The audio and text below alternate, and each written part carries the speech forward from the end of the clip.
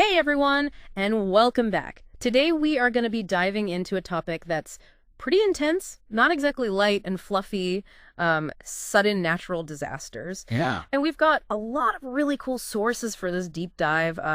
We've got survival guides, we've got some documentation from simulation software, government websites, and even some really cool stuff about improvisation. Yeah. All geared towards helping you not just survive, but thrive when disaster strikes. You know what's really fascinating to me about these sudden events, flash floods, wildfires, earthquakes? Yeah. It's that they really force us to make these split-second decisions. Oh, totally. They test our resilience in ways we don't often experience in everyday life. Yeah, no, absolutely. And that's what makes it so crucial to really think about these things in advance, because you don't have time to Google Exactly. when it's happening, right? I don't. You got it. Let's say an earthquake hits. Okay. I vaguely remember drop cover and hold on from like grade school. But what if I'm in bed? Yeah. What if I'm driving? What do I do? Those are great questions. And, our sources like ready.gov, they really emphasize the why behind those actions. Okay. So in bed, you're actually using your pillow to protect your head from falling debris. Oh. If you're driving, pulling over safely is key because that shaking could make you lose control of your car. Wow. Okay. I never actually thought about it like that. Yeah, It's not just about the action. It's about understanding the danger you're trying to avoid. absolutely. Wow. Okay. So what about flash floods? These always seem so sudden and scary. They can be incredibly sudden. And this is where something as simple as those local maps that we talked about putting in your go bag can really make all the difference. Okay. GPS might be down, but if you know the terrain, you can make sure that you're avoiding those low-lying areas and getting to higher ground. Oh, that's a great point. And that's something that the city of Pocatello's flood response plan really hammered home. Yeah. And we rely so heavily on technology, but in a disaster, sometimes those like low-tech solutions can actually save your life. Yeah, they're tried and true. Yeah. Wildfires are a totally different beast altogether. So I imagine evacuation is always the goal with a wildfire. If possible, yes, and use those predetermined routes. Yeah. But if you're trapped, knowing how to identify a survivable space is absolutely crucial. So what do you mean by a survivable space? We're talking about a culvert, a rocky outcrop, even a ditch. Okay. Places that fire can't reach easily and where that radiant heat is less intense. Okay. The California State Parks Guide had some really great visuals for this. Okay, so you need to think in advance about where those places might be in case you ever find yourself in that situation. Absolutely. Wow. Okay, let's talk go bags now. Okay. Everybody says to have one. Yes. What should be in it besides the obvious, like, food and water? Well, think about things that you might overlook. Extra eyeglasses or hearing aid batteries. Oh, yeah. Those could be impossible to replace in a disaster. Yeah. Ready.gov also recommends packing a whistle for signaling for help, which is something that I honestly wouldn't have thought of. That's genius. And I remember reading that some sources recommend smaller kits for your car and your workplace, too. Yeah, it's all about layers of preparedness. Okay. Think of it this way. You wouldn't just practice fire drills at home, right? You'd have them at school and at work, too. Oh, that's a good point. Disasters don't respect our schedules. No, they do not. They do not. That's a brilliant analogy. Okay, I want to shift gears a little bit and talk about community preparedness. Okay. It sounds like, from everything we've read, that it's just as important as being individually prepared, It absolutely is. if not more so. Yeah. So, like, having your go bag and your plan is great, but what if the bridges are out? Right. Or the emergency response is completely overwhelmed? Absolutely. Yeah. You need people to rely on. You do. And the Réponse aux Désastres Naturels source really emphasized this interconnectedness of individual and community preparedness. Oh. Yeah. So strong building codes, well-maintained levees, fire breaks, those are all community-level efforts that directly impact individual safety. So it's not just about taking care of ourselves, it's about being part of a resilient network. 100%. So what are some practical things that communities can do to prepare? Well, the Red Cross really emphasized simple things. Neighborhood safety checks, identifying vulnerable individuals who might need extra help, Right. making sure everyone knows where the shelters and safe zones are. Yeah. It's about building that support system before you need it. This is really fascinating. I'm starting to see how all these different pieces fit together. It's not just about survival skills. Right. It's about a mindset of resilience that permeates everything from individual actions to community infrastructure. Exactly. Wow. Okay. Speaking of preparation, Yes. let's talk about simulations. Okay. I am intrigued. Yeah. We have some sources on disaster simulation software. What exactly is that? It's like a high-tech fire drill, but way more complex. Right. We're talking about software like the Disaster Readiness Simulator and the ADMS platform, Okay. which allow organizations to actually test their plans in virtual environments. So they can run through scenarios like earthquakes, floods, wildfires. Yes, See how their plans actually hold up. precisely. Wow. Okay. And what kind of, is it like a video game? Like, how does it actually work? It's pretty amazing what this software can do. Yeah. For example, the ADMS platform can model things like the spread of wildfire Okay. based on real-time weather conditions and terrain. It even uses AI to help decision makers choose the best course of action. Wow. AI and disaster response. That sounds like something straight out of a sci-fi movie. It is pretty incredible technology. Yeah. And it's helping communities prepare for these unthinkable events in ways we never could before. So is this something that's mostly used by like governments and big organizations? Well, the city of Pocatello is a great example. They're big advocates for using simulations, especially tabletop exercises where people gather and walk through different scenarios together. So it's not just about the tech. It's about people coming together, thinking critically, and learning from each other. That's a key takeaway. The human element is always going to be at the heart of disaster response. Okay, so we've got our plans, we've got simulations, but real disasters are unpredictable, right? They are.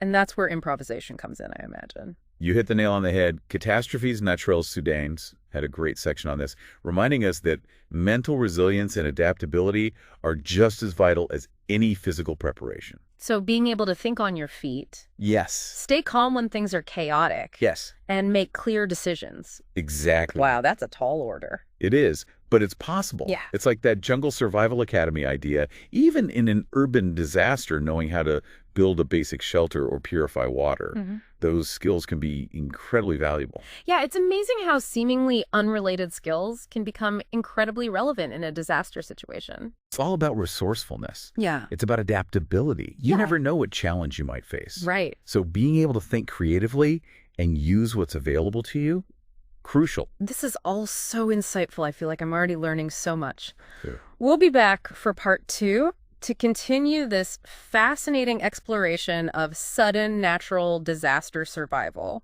Looking forward to it.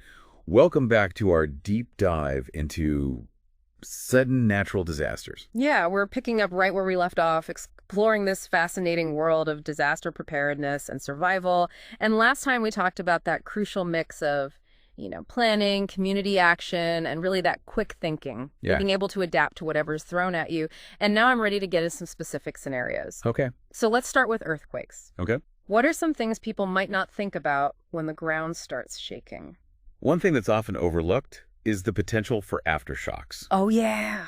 Just because that initial shaking stops doesn't mean you're out of the woods. The Earthquake Country Alliance sources really emphasize this, saying that aftershocks can be as strong as the main quake. Wow.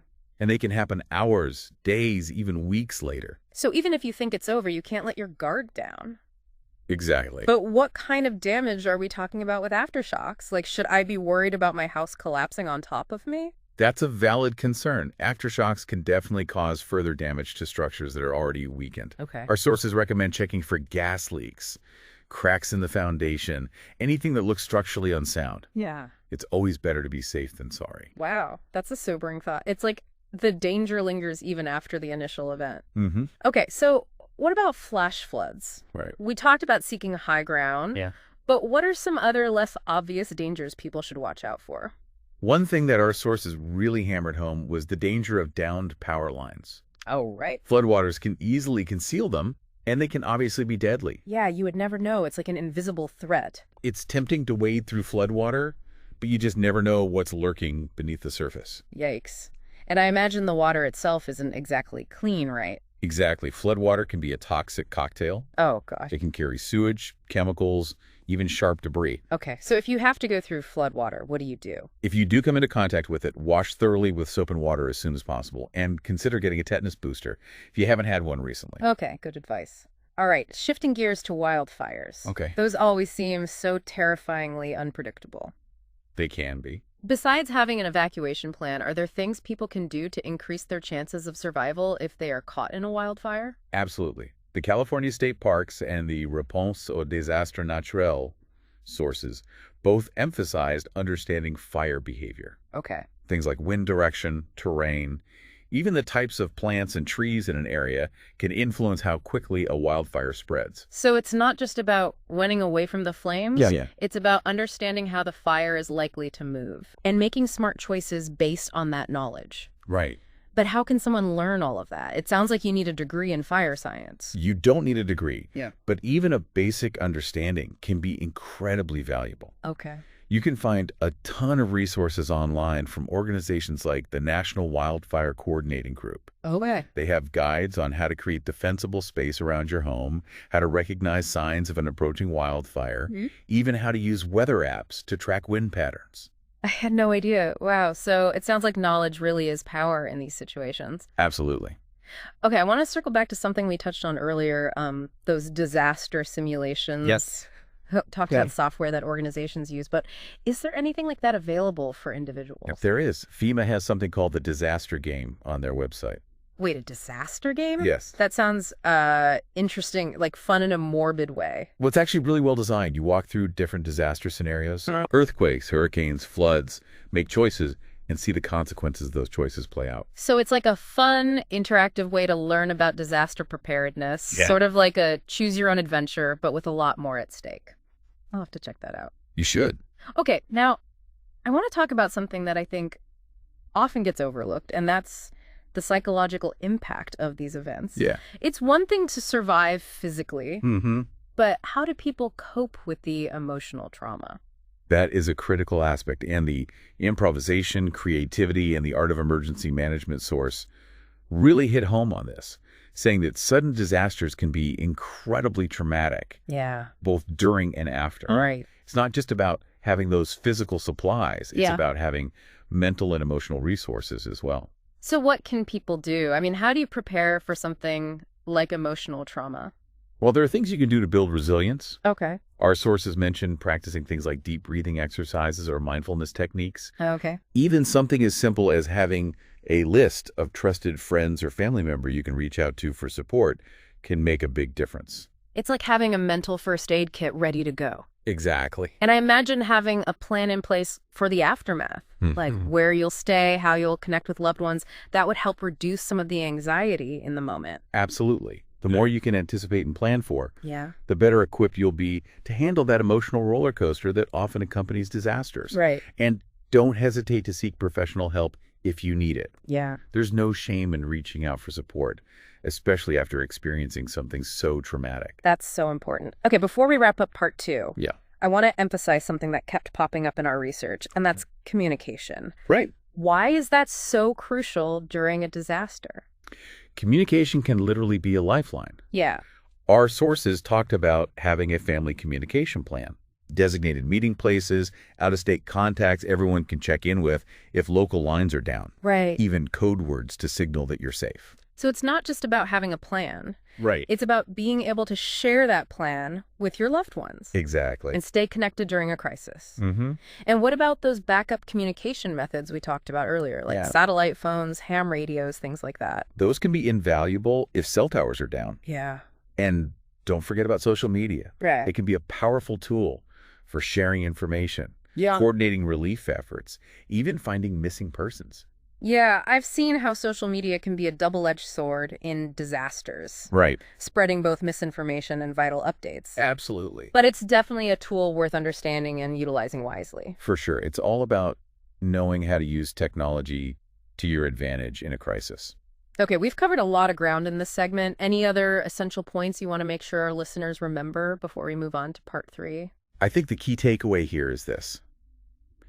Preparedness is a journey, not a destination. Yeah. It's not about checking things off a list and thinking you're done. Right. It's about constantly learning, adapting, and building your resilience over time. That's a great point. It's not about being perfectly prepared for every scenario because that's impossible. Right. It's about having the mindset and the resources to adapt to whatever challenges come your way. And remember, preparedness is not just about surviving. Yeah. It's about thriving. Oh, I like that. It's about having the knowledge, skills, and mindset to not just weather the storm, but to emerge stronger and more resilient on the other side. We're going to take a quick break, but we'll be back for the final leg of our deep dive into sudden natural disaster survival. Stay tuned.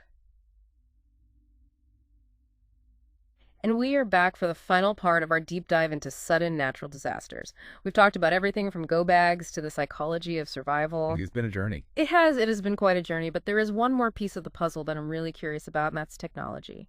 Okay. I know it plays a huge role in both predicting and responding to these events. It does. So give me the techie details. What kind of things are we talking about? Well, take the flash flood map from Scalgo, for example. Okay.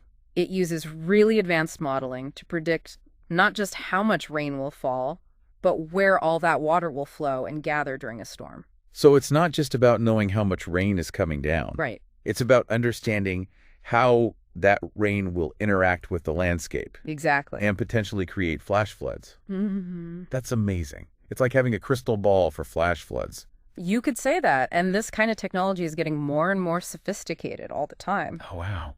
The source on multi-scale simulations to real-time disaster response talked about how researchers are using these super powerful computers to create these incredibly detailed simulations of earthquakes, Okay. tsunamis, and other geohazards. So we're talking about simulations that can help us understand not just what's happened in the past, but what might happen in the future. Yes. Yeah. And that predictive capability is really key Yeah. for developing effective mitigation strategies and early warning systems. That makes a lot of sense. It's like we're moving from reacting to disasters after they happen to proactively preventing them. Exactly. Or at least minimizing their impact. Right. Okay, I want to bring this back down to a personal level for a minute. Okay.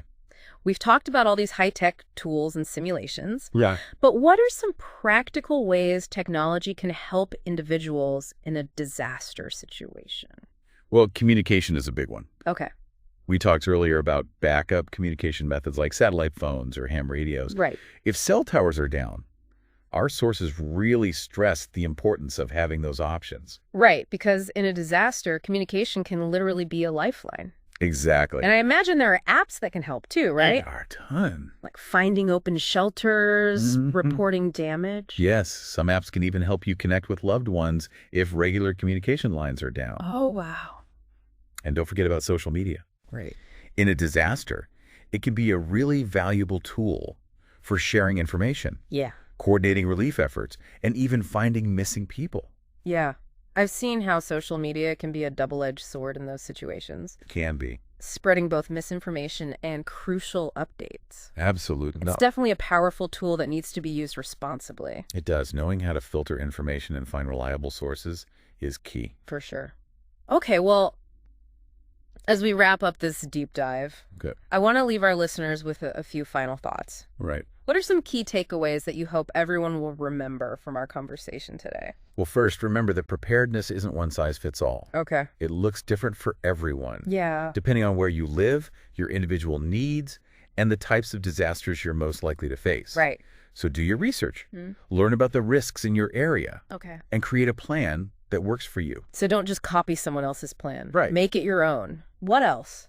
Don't let fear paralyze you. Knowledge is power. Yeah. And the more you know about disasters, Mm-hmm. the more confident and resilient you'll be in facing them. I love that. It's not about being afraid. It's about being empowered to take action. Exactly. That's great advice. And finally, remember that we're all in this together. Oh, that's a good one. A prepared community is a strong community. Yeah. So share your knowledge, Mm-hmm. support your neighbors, and work together to build that culture of resilience we've been talking about. That's a great point to end on. We've covered a lot of ground in this deep dive. We have. And I feel like I have learned so much valuable information. Thanks for taking us on this journey. It's been my pleasure. And to all of our listeners out there, remember, stay curious, stay prepared, and stay safe.